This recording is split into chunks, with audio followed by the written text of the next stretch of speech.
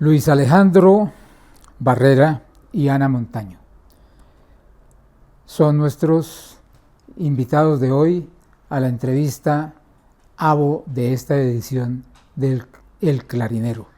Muchas gracias, Ana, muchas gracias, Luis Alejandro, por recibirnos aquí en su casa, una casa preciosa, sumamente interesante, y por darnos la oportunidad de curiosear sobre sus vidas, sobre sus actividades y sobre su mundo pajarero también. Me adelanto a comentar algo de lo que ya he conocido.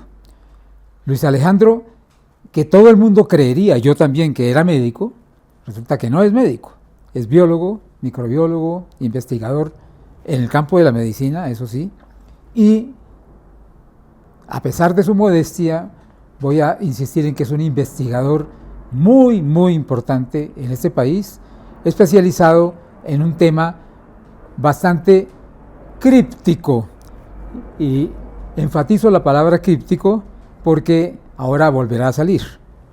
Él es especialista en un tema llamado el análisis o la investigación sobre los errores innatos del metabolismo, cosa que él nos explicará. Y recientemente publicó un libro muy importante que se llama precisamente La criptología de las enfermedades. En ella también hace alarde, quizás no es justo decir alarde, pero incluye aspectos un poco de historia de la medicina, sumamente interesantes. Ana Montaño, ella sí es médica, pero es una médica que no se desempeñó mucho hasta donde yo entiendo, ella me corregirá y me complementará, en el campo clínico, de la actuación clínica, sino que se fue inicialmente por el lado de la administración hospitalaria, lo cual indica también un interés mucho en los temas sociales e institucionales, y tiene mucho que contar y experiencias muy interesantes en ese campo. También ha sido una compañera de apoyo, y estoy seguro que mucho más que apoyo, a las investigaciones de Luis Alejandro. Es una cosa interesante, es un chisme, tiene raíces colombianas y chilenas. Sí, señor. Entonces, algo de pronto nos contará sobre eso. Ahora son pajareros. Creo que hace relativamente poco son pajareros, digamos, sistemáticos o más frecuentes, que seguramente, y eso es una pregunta que les haré, tendrán antecedentes sobre su interés en las aves, pero si no estoy mal, deben ser socios de la ABO de hace 1 o 2 años. Unos 2 años. 2 años. Ambos bastante activos en asistencia a pajareadas, y además Ana, muy activa y muy productiva para la ABO en actividades tales como el comité de educación, las actividades de educación, las actividades de investigación y promoción de apoyo a la protección de la alondra cornuda, el ave endémica que está en peligro de extinción y que la ABO ayuda a proteger, y en el comité de producción del calendario anual de la ABO, que es una obra muy linda. Ya no hablo más, ahora les toca a ellos. Voy a empezar con Luis Alejandro. Luis Alejandro, ¿qué es eso de los defectos, ¿cómo se llama?, innatos del metabolismo? Sí, errores innatos del metabolismo. Hace referencia a que es algo con que se nace y no se les denomina enfermedades innatas porque son variaciones en el genoma de las personas, y algunas conducen a enfermedad y otras no. Cualquiera de nosotros podemos tener un error innato ahí larvado, no muy manifiesto. Cuando comenzamos a estudiar esto hace unos 40 años, contábamos alrededor de 400. Hoy en día son alrededor de 2000. Y eso hace parte de un conjunto grande de enfermedades que se llaman enfermedades raras, que acá en Colombia también se llaman enfermedades huérfanas, se les equipara lo de raro a lo de huérfano, lo cual creo que no es exacto desde el punto de vista ni semántico ni científico, pero bueno, así quedó en la legislación y tendremos que vivir por algún tiempo con esa denominación medio confusa que hay ahí de esas enfermedades. Cuéntanos un poquito, Luis Alejandro, sobre tu evolución profesional. Si no estoy equivocado, tú empezaste biología, estudiaste biología, y ¿cómo fue ese camino hasta llegar a lo que haces hoy de investigación y de producción y de educación? Sí, pues yo siempre tenía ahí como la afición a la medicina, pero en Tunja no había facultad de medicina. Para estudiar medicina había que venir a Bogotá y por diversas circunstancias no teníamos los recursos para trasladarnos. Entonces comencé biología y se dio la afortunada circunstancia que en uno de esos trabajos que le ponen a uno de clase, algún profesor que lo marcan a uno, me tocó hacer una monografía sobre el ciclo de Krebs. El ciclo de Krebs es donde se cocinan todos los alimentos que consumimos, donde se produce la energía.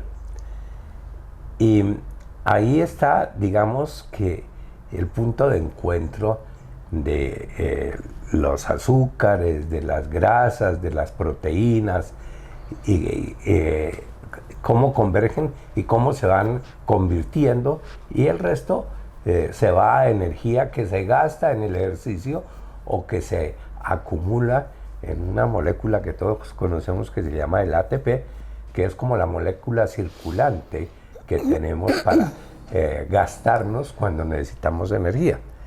Entonces para mí eso fue absolutamente revelador y fascinante. Era entender el por qué cuando uno come panela se engorda y los gorditos son grasa, y por qué cuando uno ayuna se quema la grasa y se convierte en energía, y todas esas transformaciones para mí fueron lo que dirían los muchachos absolutamente encarretadoras. Desde que hice esa primera tarea supe que iba a ser en mi vida. El ámbito en el que te ibas a mover, en el que ibas a investigar, en el que ibas a estudiar. Sí, claro, y entonces ahí está la frontera entre todo lo que he hecho, la parte de investigación básico con la parte de investigación clínica. Y siempre he estado ahí en esa interfase que para mí ha sido absolutamente fascinante. Yo no tuve una profesión, tuve un hobby, y ese hobby fue ser investigador. Y es un privilegio poder decir eso. Sí, para mí lo difícil era salir del laboratorio. Si no fuera por mi mujer y mis hijos, yo hubiera vivido todo el tiempo en el laboratorio. Ahora volveremos sobre eso, porque voy a preguntarle a Ana cómo hacía para sacarte del laboratorio.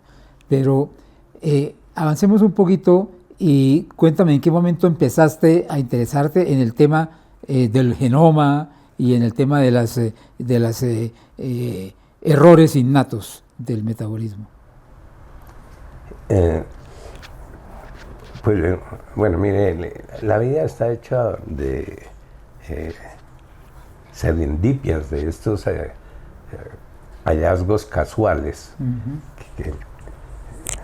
Yo me gané una beca para ir a Estados Unidos y ni siquiera me preguntaron a qué universidad iba, sino la Universidad del Estado de Nueva York en Buffalo, y va a bioquímico. Tenía muy buenas notas en la parte de química, pero tenía dos posibilidades: haber sido químico orgánico, digamos, o bioquímica, y alguien escogió que yo iba a ser bioquímico. Y después me di cuenta de que si ese alguien no hubiese escogido eso, yo hubiera sido absolutamente infeliz. Me tocó por casualidad. Y entonces ahí fui encontrándome con ese ciclo de Krebs, con ese ir viendo cómo se transformaba una cosa en otra y cómo los desfases o los desequilibrios en eso estaban asociados con las enfermedades. Entonces me fui orientando hacia lo que fue la química clínica. Yo fui, creo que el primer químico clínico del país, o eso decían mis colegas. O sea, la serendipia por supuesto existe, pero también hay elementos de voluntad quizás no deliberados, pero lo que estoy viendo es que tú te fuiste encontrando con la medicina aquella que al principio te estaba interesando. Sí, en cierta forma fue también otra gran fortuna, porque uno a veces va buscando lo que le falta, lo que extraña. Así y es. Quiéralo o no, va orientando sus pasos hacia llenar esos vacíos. Y para mí un vacío interior era entender esas cosas que me gustaban y que no comprendía. Para ese entonces, debo decir que la enseñanza de la bioquímica en Colombia todavía era muy incipiente. Y me dio la oportunidad de ir a una escuela donde los maestros eran grandes maestros en las áreas de proteínas y en estas enfermedades metabólicas. De hecho, hay algo que yo de vez en cuando, creo que muy pocas veces las he contado. Uno de los precursores de estas enfermedades, Guthrie, trabajaba en la Universidad del Estado de Nueva York, en un edificio, creo que era el edificio Rosenthal, en el tercer piso. Y el laboratorio nuestro estaba 2 pisos abajo. Yo nunca lo conocí a él, lo conocí en Cuba, unos 25 años después. Muy interesante. Te interrumpo ahí porque quiero ir sobre Ana y quiero, si tengo suerte y si esta interacción se nos facilita, llegar al momento en que ella también llena un vacío que tú necesitabas. Ana, tú eres médica. Cuéntanos un poquito cómo llegaste a ser médica. ¿De dónde saliste y cómo llegó la medicina a tu vida? Bueno, como era antes. Uno como que heredaba la profesión de los padres. Mi papá es médico. Y llegué a la medicina, pues, por ahí, por ese lado. Siempre se vivió en ese medio. Él trabajaba en laboratorio clínico y desde muy temprana edad nosotros estábamos metidos en el laboratorio clínico con él. Entonces de ahí tenía que ser algo que ver con eso. Por eso fui médico. Intenté ser ingeniera primero. ¿Ah, sí? Sí, ingeniera industrial, pero todos mis trabajos en ingeniería tenían que ver con salud. Y después todos mis trabajos en medicina tenían que ver con administración. Entonces, hiciste medicina, pero no trabajaste mucho en el campo clínico, digamos, convencional de la medicina. Bueno, yo comencé trabajando en laboratorio clínico y eso fue lo que me llevó a conocer a Luis Alejandro. Eso estaba imaginándome. No es tan difícil.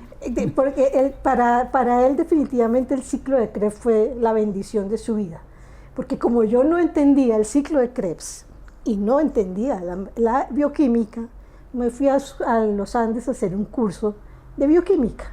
Y ahí... ¿Quién era el profesor de bioquímica y del ciclo de Krebs? Adivinemos. Ok. Sí. No le vaya a preguntar el ciclo de Krebs porque no se lo va a contestar todavía.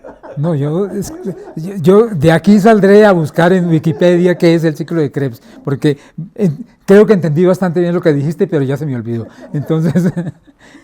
Entonces, de hecho, es muy interesante que por el hecho de que tu papá tenía, si entiende bien, un laboratorio clínico, tú ya estabas metida en una línea que te llevaba directamente a los brazos de este señor que está aquí sentado al lado tuyo. Imagínate. Pero entonces, ok, trabajaste en laboratorio clínico y ¿cómo llegaste a la administración hospitalaria? Creo que es así se llama. Sí, yo hice mi rural en el Simón Bolívar y ahí comencé a desarrollar toda mi vida profesional. Y como no había en ese momento quien más manejara el laboratorio, entonces yo comencé a manejar ese laboratorio y a apoyar en la conformación de la red de laboratorios del distrito, desde ahí. Y pues eso implicaba tener muchos conocimientos de administración y por eso tuve que comenzar a escalar en el hospital, comencé a escalar en cosas administrativas, hasta que decidí hacer la maestría en administración y ya ahí fue de lleno que me dediqué a eso y mis últimos años laborales fueron como asesora en la parte de desarrollo hospitalario y específicamente en un trabajo que disfruté muchísimo, que fue el último, que fue la preparación del estudio del San Juan de Dios, que es el que están moviendo algo como para recuperar el hospital. Sí, con aspectos muy interesantes muy diversos, ¿no? Históricos, urbanísticos, arquitectónicos, culturales, médicos. Fascinante. Espectacular, porque como tú dices, historiadores, arquitectos, gente no de la profesión médica, y enriquecieron mucho pues el conocimiento de todo lo que... De hecho, prácticamente toda mi vida he trabajado con gente de diversas profesiones. Y eso ha sido muy bueno. Muy enriquecedor. Sí, señor. Por ahí me oí un chisme y que ya mencioné de que tú tienes algo de chilena. Cuéntanos un poquito de esa historia. Pues algo fue que nací en Santiago. Mi mamá es chilena, mi papá es colombiano que fue a estudiar medicina a Chile y cuando terminó su carrera tenía que regresar al país y entonces ya vinimos para acá y no voy a decir cuántos años llevamos viviendo aquí, pero hace no te lo voy a preguntar tiempo. Porque no es necesario mucho tiempo. Y porque no vale la pena porque están estupendos ustedes. ¿Y mantienes alguna relación con Chile? No, ninguna. Lo último fue que se le dio la nacionalidad a mis dos hijos e hicimos un viaje para que ellos conocieran y no más, no hemos hecho más. Mantengo mis documentos al día porque son muy útiles. Claro. Ya cada vez es más fácil para el colombiano moverse en el mundo, lo cual antes no era así de fácil. Pero sigo manteniendo yo, siempre que viajo es como chilena porque facilita mucho las cosas, desafortunadamente. Claro, sí. ¿Cuántos hijos tienen ustedes? Que te pregunto ahora a Luis Alejandro. Tenemos dos varones, Camilo y Luis Felipe. Camilo y Luis Felipe. Y esa historia de ustedes dos profesional se ha visto, y laboral y de descubrimientos, se ha visto reflejada en ellos de alguna manera. Sí, digamos que en contravía. Suele suceder. Alguna vez Eduardo Posada, del físico, sí. me recodió en su carro y le dijo a mi hijo, que tenía para entonces unos 8 años, al mayor, le dijo: ¿tú vas a ser científico como tu papá? Y él le contestó: no, porque me creen loco. Y le dijo: ¿y médica como su mamá? Y dijo: no, porque los pacientes me prenden las enfermedades. Entonces ya sabíamos que iban a ir por otro lado. Él trabaja con Naciones Unidas. En este momento está en Sudán del Sur, que ustedes saben que es un país con todas las dificultades del mundo, asesorando en la parte de derechos humanos, como en la construcción de la parte legal y ayudando a defender a los que no han tenido posibilidades de defensa o de que sean también llevados a juicio por los crímenes que han cometido. Es una labor bastante dura. Dura, pero maravillosa y necesarísima y de muchos dilemas para las personas. Pero bueno, yo creo que debe vivirlos con mucha solidez intelectual y emocional, viéndolos a ustedes, a sus padres. ¿Y el otro hijo, Ana? El otro hijo es Felipe, es el menor. Felipe, su pasión es la música. Le encanta componer, pero ha sido un poquito renuente a entrar en el gremio de profesional artístico, y se dedica a la traducción de documentos, traducción simultánea. En eso es lo que él trabaja. Bueno, una familia polifacética y muy interesante. Pero como estamos aquí para la Asociación Bogotana de Ornitología, para el clarinero, hablemos un poquito sobre ustedes y las aves. Y me voy a ir por una vía un poquito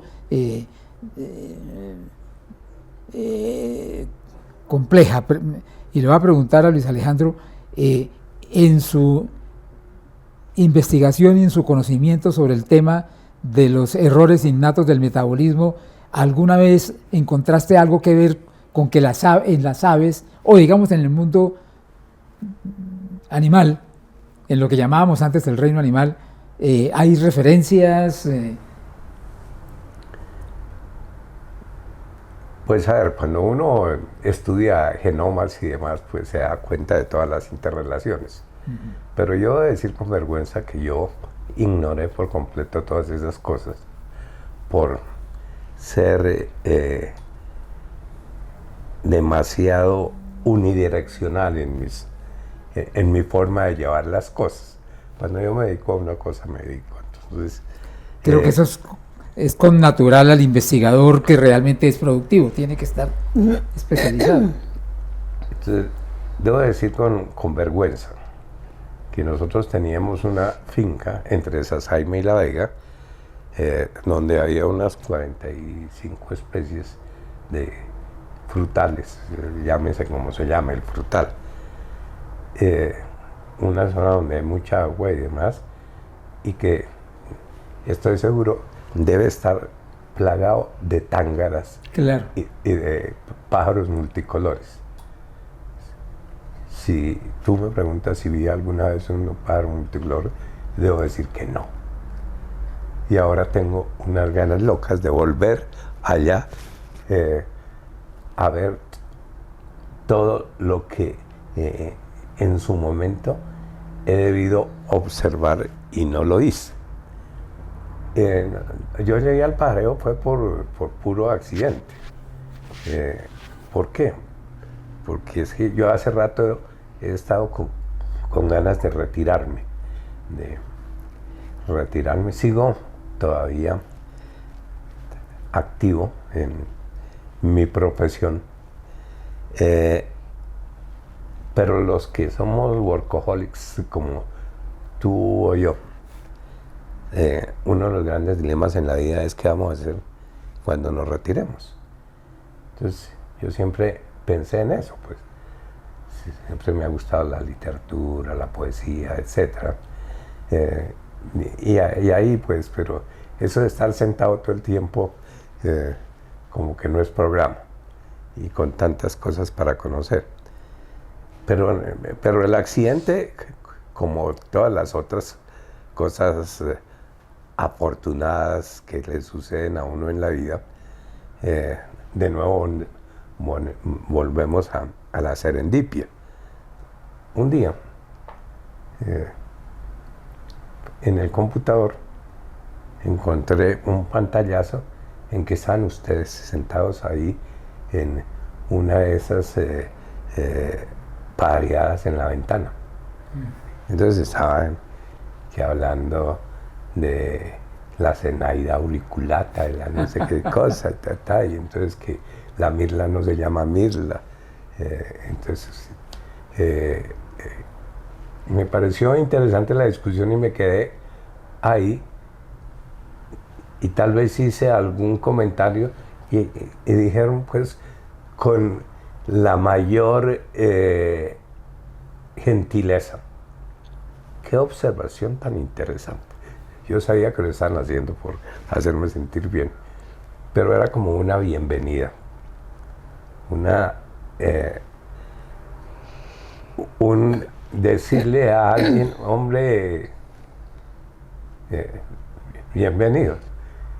Las candideces suyas pueden tener algo de interesante, y la verdad que de ahí pues salimos después a caminar, y entonces ya comencé a mirar que además de las mirlas había copetonas, cenaidas.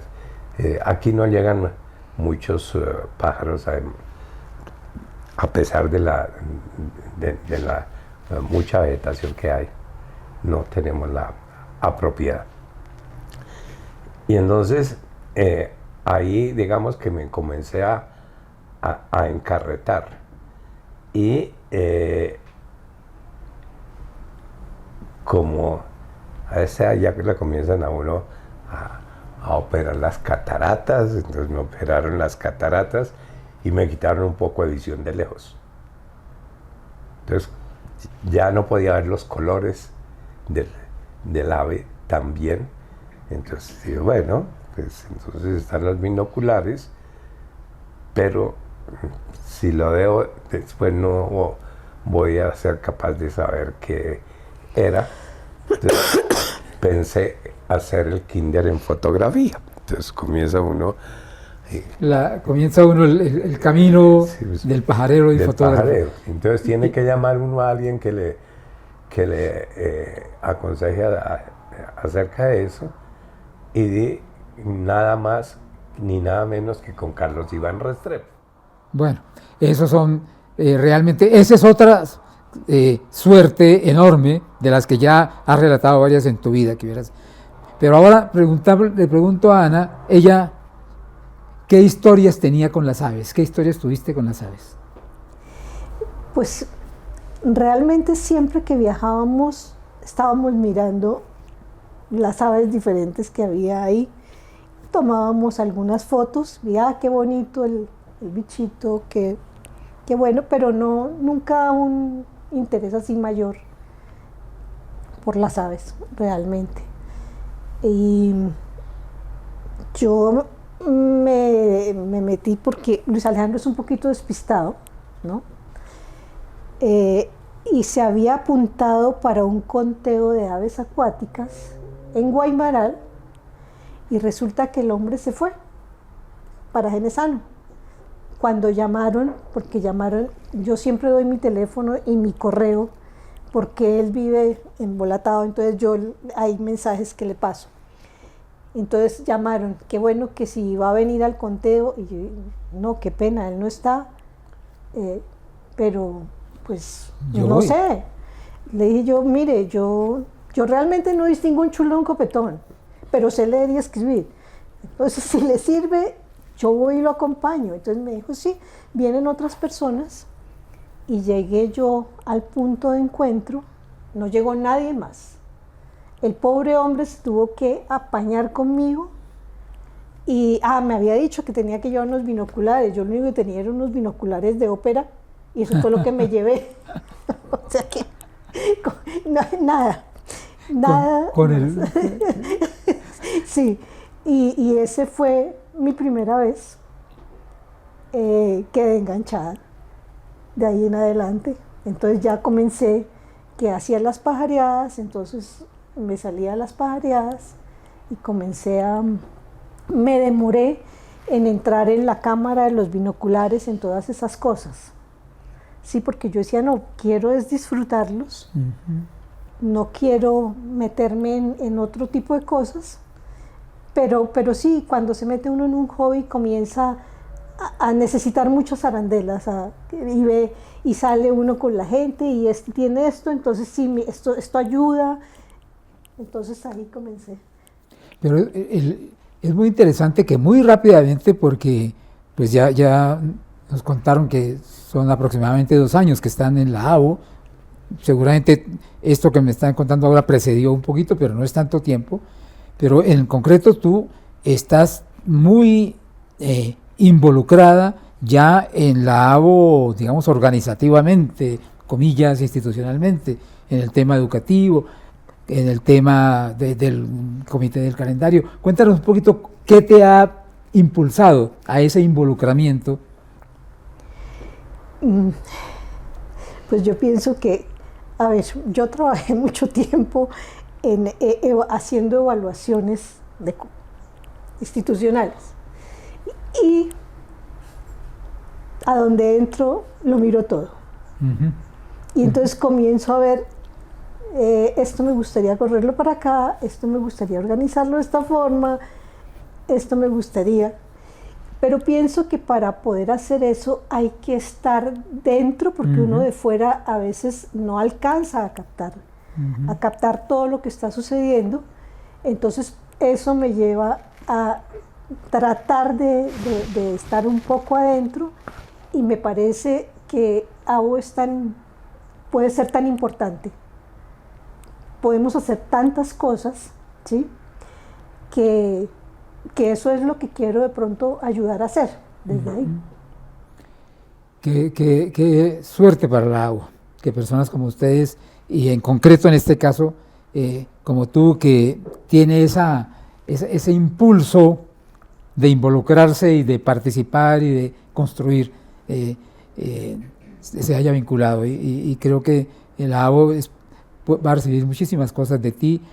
Y cuéntame, tú, Luis Alejandro, ¿qué tipo de pajarero te crees? Ya tú debes tener una clasificación de los pajareros, porque pues un primer impulso científico es clasificar, ¿no es cierto? Sí, yo estoy en una etapa inicial. Estoy en la etapa de disfrute, ¿sí? Sin mayores presunciones, fuera de poderme gozar el ave. Estupendo. Ese es el punto de partida.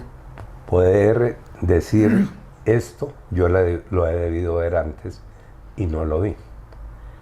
No tengo la presunción de hacerme experto en nada del pajareo, así como tampoco en la fotografía.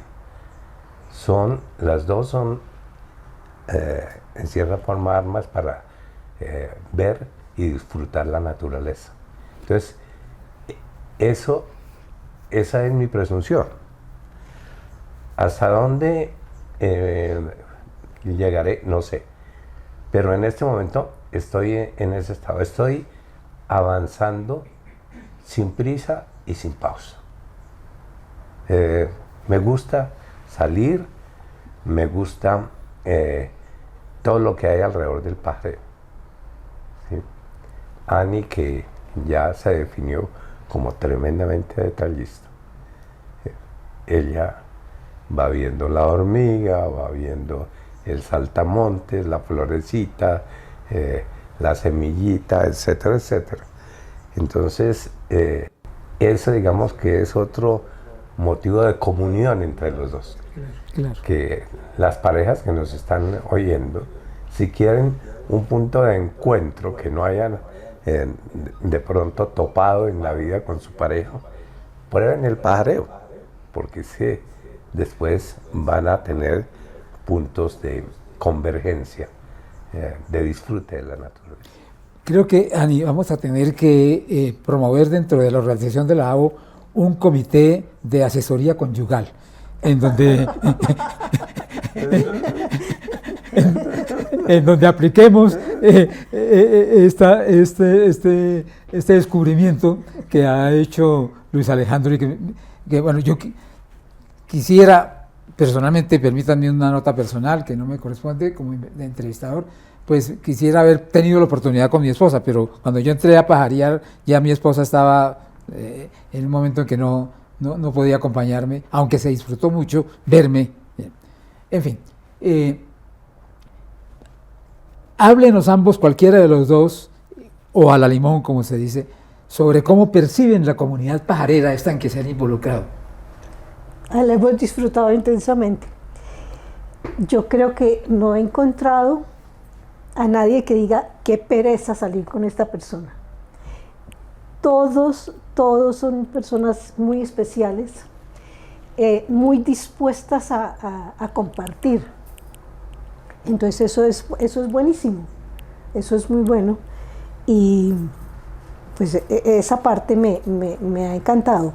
Además, hay gente con intereses distintos que también lo llevan a uno a otros conocimientos, como dice Luis Alejandro, de biología, de la parte con los insectos, muchísimo.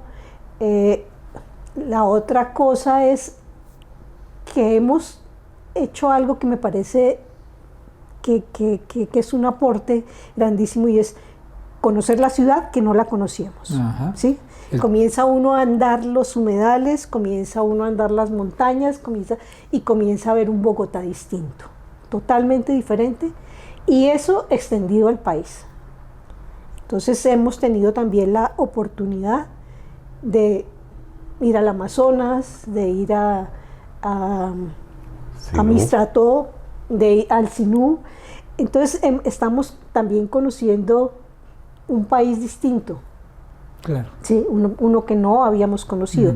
Y yo particularmente estoy volviendo a mis inicios, porque yo era andariega, me gustaba meterme en los pueblos, en las montañas, y esto que también porque Luis Alejandro no era así. Laboratorio. Entonces eso fue ¿qué te digo yo? Un lapso en el que realmente yo olvidé todas esas cosas. Entonces estoy volviendo a esos inicios y las estoy disfrutando muchísimo. Mucho. Me da pesar no haberlo hecho antes, ¿ya? Pero en la medida que... Se la vi. Sí, en la medida que las posibilidades físicas lo permiten, lo estamos disfrutando y manejando, creo que bastante bien.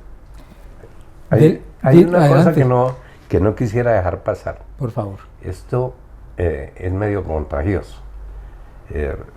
Nosotros vamos con frecuencia a Anapoima, en la urbanización Palo de Mango, que es, se ven unas 50 y pico especies ahí caminando poquito. Y salimos con la cámara, entonces ya todo el mundo sabe que somos los pajareros, ¿cierto? Y curiosamente la gente se para y dice, allá en tal árbol van a ver tal y tal, quiere que lo llevemos o acompáñenos o no sé qué, tienen fotos, qué sé yo. De mi familia, todo el mundo es un pajarero en ciernes ahora. Ven cualquier cosa y con el celular nos mandan la fotico. Mi hijo nos manda de África, fotos de África. Entonces lo que yo estoy viendo, espero que no me esté haciendo falsas ilusiones, es que esto es una bola de nieve que va a crecer muchísimo. Ustedes, los jóvenes, van a tener oportunidad de ver una sociedad distinta, una sociedad en que va a ver la naturaleza con unos ojos diferentes a la generación nuestra, que era como generación de cemento y de ladrillo. Afortunadamente ya cambió ese concepto. Y para usted, amigo César, que hace unos años no se sabía qué hacían los biólogos, fuera de ser profesores de bachillerato y de universidad. Hoy en día hay biólogo para todo. En cualquier industria se pelean un buen biólogo. Entonces, ha cambiado ese concepto y creo que les va a tocar una etapa mucho más afortunada, mucho más verde, mucho más de amor y de consideración con la naturaleza. Y de compromiso, como tú lo estás diciendo. Y sea la oportunidad, ya que tú has abierto esa ventana, de reconocer y agradecer a César Cruz, nuestro productor, camarógrafo, sonidista y colega y compañero, y a su esposa Lina, quien es la técnica general de apoyo y que nos acompañan y que hacen efectivo estas entrevistas. Finalizaré muy brevemente preguntándoles a cada uno cuál es de las aves que han disfrutado hasta ahora el ave que más les ha impresionado, que más les ha gustado y por qué. Empecemos contigo, Ana. Para mí, la garza silbadora es una ave que tiene los colores del arco iris. Me parece hermosa, hermosa. Sí, es muy bella. Sí. Tú sabes que hay algunas personas que dicen, la llaman fufurufa porque está muy maquillada. Sí, alguien dijo que era una fufurufa. Que era una fufurufa porque está muy maquillada. Es muy lindo, la pobre, no sabemos cómo es su vida personal, pero es muy elegante. Pero preciosa es. ¿Y tú qué dices, Luis Alejandro? Bueno, hay varias, pero una que tuve la fortuna de conocer hace poco, el joacín. Porque la cara es absolutamente espectacular. Sí. Además tiene un apodo que no le hace absolutamente ninguna gracia. ¿Cómo lo llaman? La pava hedionda. La pava hedionda. Porque es que entiendo que es que huele muy feo, algo tiene la digestión que efectivamente hace que huela muy feo. No me consta, pero he oído eso. Pues sí, eso dicen. La vimos de lejitos, entonces no. Además, como seguramente tú has notado y de eso sabes, es una de las aves que está más atrás en la escala filogenética, en la escala evolutiva. Sí, entonces, pero la cara es espectacular. Espectacular, absolutamente, sí. Y además se ponen en grupo siempre y son como composición hecha para los fotógrafos, ¿no? Los Watson. Pues, Luis Alejandro, Ana, muchísimas gracias. He disfrutado muchísimo y creo que nuestros... ¿cómo se llama? Nuestra audiencia va a disfrutar muchísimo esta entrevista con ustedes. Gracias por recibirnos, gracias por atendernos, por su tiempo, gracias por ser pajareros y pajareros comprometidos con un concepto de impacto sobre la sociedad y sobre la naturaleza. Como decimos en la AO, uno de nuestros lemas es disfrutar,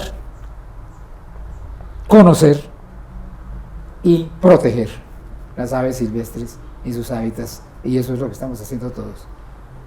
Muy amables. Gracias a ti, Jaime. Gracias. Realmente nosotros vivimos muy agradecidos con la AO y estamos muy contentos porque en este tiempo nos ha tocado ver como un crecimiento acelerado de lo que en el poquito tiempo que hemos estado. Sí, así es. ¿Sí? Sí. Yo creo que en estos últimos 2 años ha crecido bastante y ojalá podamos seguir creciendo. Pero eso, tú hace un rato dijiste algo para lo cual estás hecha y por eso yo sé que vas a seguir aportando cosas muy importantes y por supuesto Luis Alfredo en otros aspectos, quizás menos estructurados, pero muy significativos.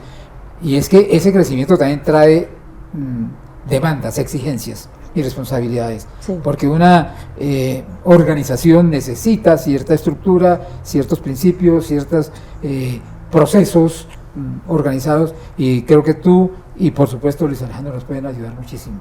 Contamos con eso. Gracias nuevamente. Y gracias, Jaime. ¿Quieres decir algo más, Luis Alejandro? No, muchas gracias a ustedes. Y estoy de acuerdo con Ani que la ABO ha crecido gracias al trabajo de algunas personas que no voy a mencionar una por una para no dejar por fuera personas muy importantes, pero yo creo que en la ABO hay varios apóstoles. Esa labor que hacen cuando salimos a pajarear y que alguien se para frente a una ave cualquiera, e inmediatamente le dicen, ¿le gusta esta tal y tal especie? Y mire que le debajo de la colita que tiene una plumita roja y no sé qué cosa, y nosotros somos de la ABO. Bienvenidos a la ABO. Eso es increíble. Eso es increíble, todos lo hemos experimentado, todos hemos vivido eso y lo disfrutamos. Entonces demos todos gracias a la ABO y a través de la ABO a las aves y a la naturaleza. Sí, señor. Bien. Muchas Hasta luego. gracias. Muchas gracias nuevamente.